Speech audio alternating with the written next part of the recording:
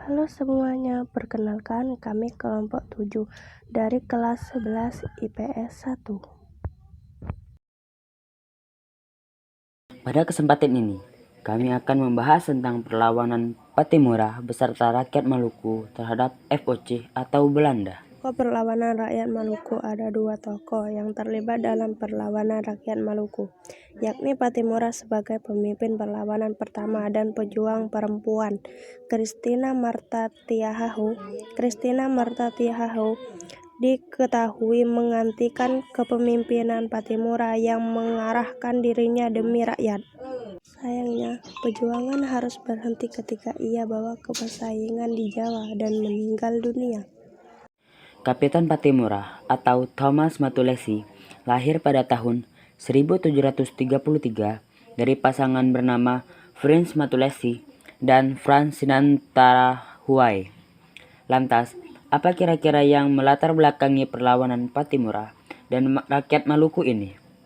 Setelah Inggris memberikan beberapa bola Indonesia, termasuk Maluku ke Belanda, hingga akhirnya Belanda berkuasa, rakyat menjadi sangat sengsara sebab Belanda berlaku semena-mena.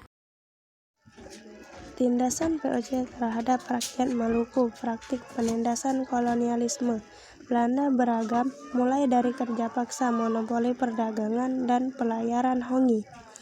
Penindasan Belanda mengakibatkan kerugian di semua sisi kehidupan rakyat, tidak hanya dari segi sosial ekonomi tetapi juga politis, sosial, sehingga psikologis. Bagaimana strategi yang dipakai rakyat Maluku dalam menghadapi perlawanan FOC atau Belanda? Dalam pertempuran, Thomas Matulesi merupakan bekas tentara Korpos Ambon dan menamainya Kapitan Patimura pada 16 Mei 1871.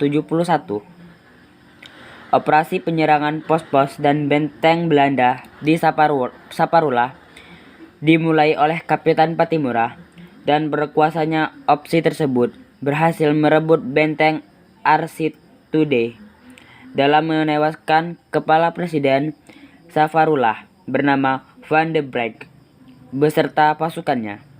Belanda yang berupaya merebut kembali benteng Aritude dengan mendatangkan bantuan dari Ambon.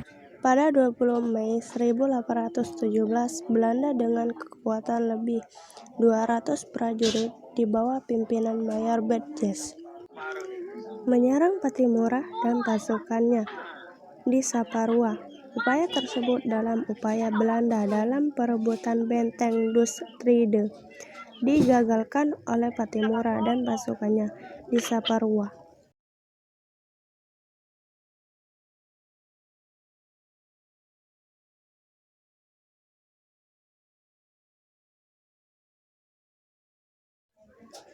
Namun, disayangkan pada Agustus 1817, benteng Dustride kembali direbut oleh Belanda.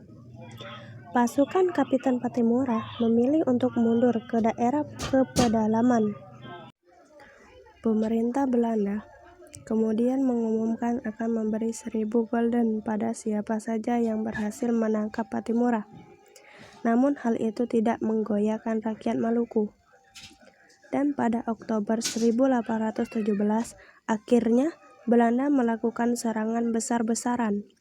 Belanda berhasil menangkap beberapa tokoh termasuk Patimura pada bulan November 1817, dan pada 16 Desember 1817 Patimura dihukum gantung di Ambon oleh Belanda.